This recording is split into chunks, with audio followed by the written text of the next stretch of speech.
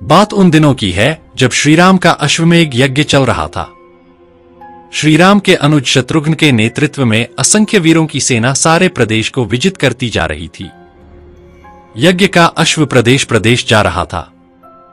इस क्रम में कई राजाओं के द्वारा यज्ञ का घोड़ा पकड़ा गया, लेकिन अयोध्या की सेना के आगे उन्हें झुकना पड़ा। शत्रुघ्न के अलावा सेना में हनुमान, सुग्रीव और भरत पुत्र पुष्कल सहित कई महारथी उपस्थित थे, जिन्हें जीतना देवताओं के लिए भी संभव नहीं था। कई जगह भ्रमण करने के बाद यज्ञ का घोड़ा देवपुर पहुंचा, जहां राजा वीरमणि का राज्य था। राजा वीरमणि अति धर्मनिष्ठ तथा श्रीराम एवं महादेव के अनन्य भक्त थे।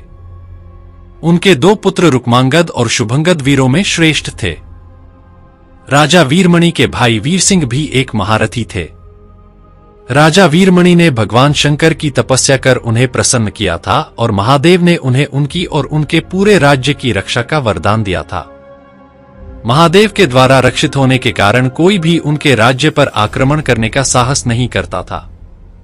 जब अश्व उनके राज्य में पहुंचा तो राजा वीरमणि के पुत्र रुक्मांगद ने उसे बंदी बना लिया और अयोध्या के सैनिकों से कहा कि यज्ञ का घोड़ा उनके पास है, इसलिए वे जाकर शत्रुघ्न से कहें कि विधिवत युद्ध कर वो अपना अश्व छुड़ा ले।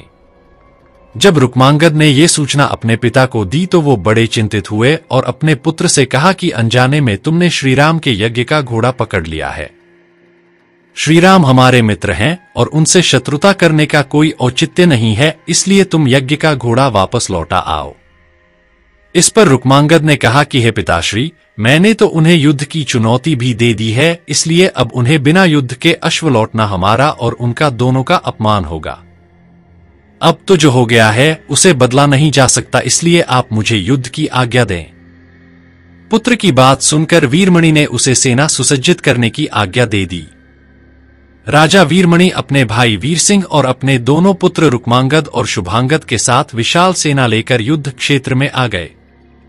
इधर जब शत्रुघ्न को सूचना मिली कि उनके यज्ञ का घोड़ा बंदी बना लिया गया है तो वो बहुत क्रोधित हुए एवं अपनी पूरी सेना के साथ युद्ध के लिए युद्ध क्षेत्र में आ गए। उन्होंने पूछा कि उनकी सेना से कौन अश्व को छुड़ाएगा, तो भरत पुत्र पुष्कल ने कहा कि तातश्री, आप चिंता न करें।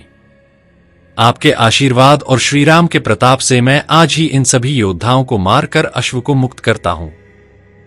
वे दोनों इस प्रकार बात कर रहे थे कि पवनसुत हनुमान ने कहा कि राजा वीरमणि के राज्य पर आक्रमण करना स्वयं परमपिता ब्रह्मा के लिए भी कठिन है, क्योंकि ये नगरी महाकाल द्वारा रक्षित है। इसलिए उचित यही होगा कि पहले हमें बातचीत द्वारा राजा वीरमणि को समझाना चाहिए और अगर हम न समझा पाए तो हमें श्रीराम को सूचित करना चाहिए। राजा वीरमणि श्रीराम का बहुत आदर करते हैं, इसलिए वे उनकी बात नहीं टाल पाएंगे। हनुमान की बात सुनकर श्री शत्रुघ्न बोले कि हमारे रहते अगर श्रीराम को युद्ध भूमि में आना पड़े, ये हमारे लिए अत्यंत लज्जा की बात है। अब जो भी हो हमें युद्ध तो करना ही पड़ेगा। ये कहकर वे सेना सहित युद्ध भूमि में पहुंच गए। भयानक युद्ध छिड़ गया। भरत पुत्र पुष्कल सीधा जाकर राजा वीरमणि से भिड़ गया। दोनों अतुलनीय वीर थे। वे दोनों तरह तरह के शस्त्रों का प्रयोग करते हुए युद्ध करने लगे। हनुमान राजा वीरमणि के भाई महापराक्रमी वीर सिंह से युद्ध करने लगे। रुक्मांगद और शुभांगद ने शत्रुघ्न पर धावा बोल दिया। पुष्कल और वीरमणि में बड़ा घमासान युद्ध हुआ। अंत में पुष्कल ने वीरमणि पर 8 नाराज बाणों से वार किया। इस वार को राजा वीरमणि सह नहीं पाए और मूर्छित होकर अपने रथ पर गिर पड़े। वीर सिंह ने हनुमान पर कई अस्त्रों का प्रयोग किया पर उन्हें कोई हानि न पहुंचा सके। हनुमान ने एक विकट पेड़ से वीर सिंह पर वार किया, इससे वीर सिंह रक्तवमन करते हुए मूर्छित हो गए। उधर श्री शत्रुघ्न और राजा वीरमणि के पुत्रों में असाधारण युद्ध चल रहा था। अंत में कोई चारा न देखकर शत्रुघ्न ने दोनों भाइयों को नागपाश में बांध लिया। अपनी विजय देखकर शत्रुघ्न की सेना के सभी वीर सिंहनाद करने लगे। उधर राजा वीरमणि की मूर्छा दूर हुई तो उन्होंने देखा कि उनकी सेना हार के कगार पर है। ये देखकर उन्होंने भगवान रुद्र का स्मरण किया। महादेव ने अपने भक्त को मुसीबत में जानकर वीरभद्र के नेतृत्व में नंदी, भृंगी सहित सारे गणों को युद्ध क्षेत्र में भेज दिया। महाकाल के सारे अनुचर उनकी जय जयकार करते हुए अयोध्या की सेना पर टूट पड़े। शत्रुघ्न, हनुमान और सारे लोगों को लगा कि जैसे प्रलय आ गया हो। जब उन्होंने भयानक मुख वाले रुद्रावतार वीरभद्र, नंदी, भृंगी सहित महादेव की सेना देखी तो सारे सैनिक भय से कांप उठे। शत्रुघ्न ने हनुमान से कहा कि जिस वीरभद्र ने बात ही बात में दक्ष प्रजापति का मस्तक काट डाला था और जो तेज और समता में स्वयं महाकाल के समान है, उसे युद्ध में कैसे हराया जा सकता है। ये सुनकर पुष्कल ने कहा कि हे तातश्री, आप दुखी मत हो। अब तो जो भी हो, हमें युद्ध तो करना ही पड़ेगा। ये कहते हुए पुष्कल वीरभद्र से, हनुमान नंदी से और शत्रुघ्न भृंगी से जा भिड़े। पुष्कल ने अपने सारे दिव्यास्त्रों का प्रयोग वीरभद्र पर कर दिया, लेकिन वीरभद्र ने बात ही बात में उसे काट दिया। उन्होंने पुष्कल से कहा कि हे बालक, अभी तुम्हारी आयु मृत्यु को प्राप्त होने की नहीं हुई है, इसलिए युद्ध क्षेत्र से हट जाओ। उसी समय पुष्कल ने वीरभद्र पर शक्ति से प्रहार किया, जो सीधे उनके मर्मस्थान पर जाकर लगा। इसके बाद वीरभद्र ने क्रोध से थर्राते हुए एक त्रिशूल से पुष्कल का मस्तक काट लिया और भयानक सिंहनाद किया। उधर भृंगी आदि गणों ने शत्रुघ्न पर भयानक आक्रमण कर दिया। अंत में भृंगी ने महादेव के दिए पाश में शत्रुघ्न को बांध दिया। हनुमान अपनी पूरी शक्ति से नंदी से युद्ध कर रहे थे। उन दोनों ने ऐसा युद्ध किया जैसा पहले किसी ने नहीं किया था। दोनों श्रीराम के भक्त थे और महादेव के तेज से उत्पन्न हुए थे। काफी देर लड़ने के बाद कोई और उपाय न देखकर नंदी ने शिवास्त्र का प्रयोग कर हनुमान को पराभूत कर दिया। अयोध्या की सेना की हार देखकर राजा वीरमणि की सेना में जबरदस्त उत्साह आ गया और वे बाकी बचे सैनिकों पर टूट पड़े।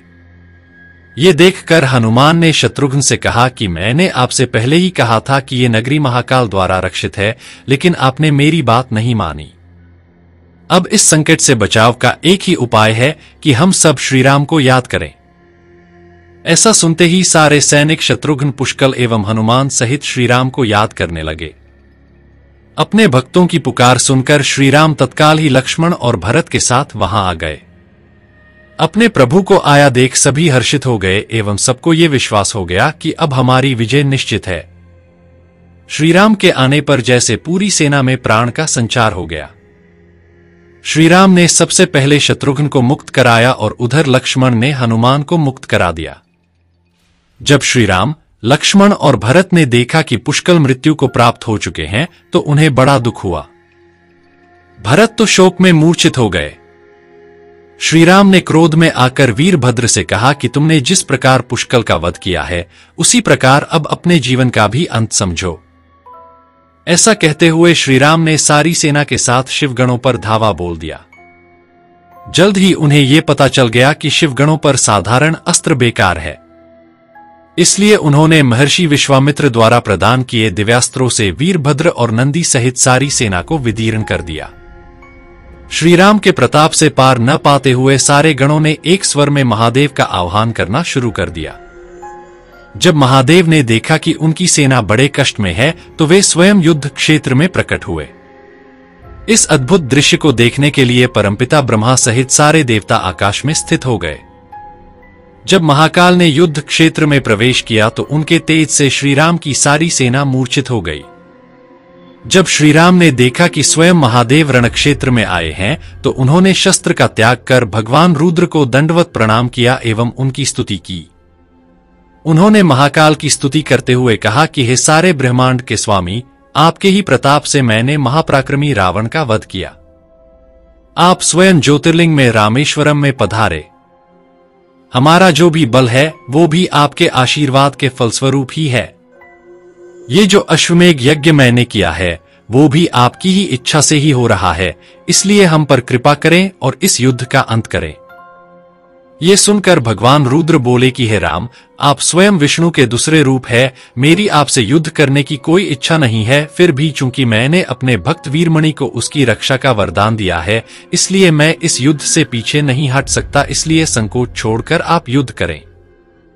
श्रीराम ने इसे महाकाल की आज्ञा मानकर युद्ध करना शुरू किया। दोनों में महान युद्ध छिड़ गया, जिसे देखने देवता लोग आकाश में स्थित हो गए। श्रीराम ने अपने सारे दिव्यास्त्रों का प्रयोग महाकाल पर कर दिया, पर उन्हें संतुष्ट नहीं कर सके। अंत में उन्होंने पाशुपात अस्त्र का संधान किया और भगवान शिव से बोले कि हे प्रभु, आपने ही मुझे ये वरदान दिया है कि आपके द्वारा प्रदत्त इस अस्त्र से त्रिलोक में कोई पराजित हुए बिना नहीं रह सकता, इसलिए हे महादेव, आपकी ही आज्ञा और इच्छा से मैं इसका प्रयोग आप पर ही करता हूं। ये कहते हुए श्रीराम ने वो महान दिव्यास्त्र भगवान शिव पर चला दिया। वो अस्त्र सीधा महादेव के हृदय स्थल में समा गया और भगवान रुद्र इससे संतुष्ट हो गए। उन्होंने प्रसन्नतापूर्वक श्रीराम से कहा कि आपने युद्ध में मुझे संतुष्ट किया है, इसलिए जो इच्छा हो वर मांग लें। इस पर श्रीराम ने कहा कि हे भगवान, यहां इस युद्ध क्षेत्र में भ्राता भरत के पुत्र पुष्कल के साथ असंख्य योद्धा वीर गति को प्राप्त हो गए हैं, उन्हें कृपया जीवन दान दीजिए। महादेव ने मुस्कुराते हुए तथास्तु कहा और पुष्कल समेत दोनों ओर के सारे योद्धाओं को जीवित कर दिया। इसके बाद उनकी आज्ञा से राजा वीरमणि ने यज्ञ का घोड़ा श्रीराम को लौटा दिया और अपना राज्य रुक्मांगद को सौंपकर वे भी शत्रुघ्न के साथ आगे चल दिए।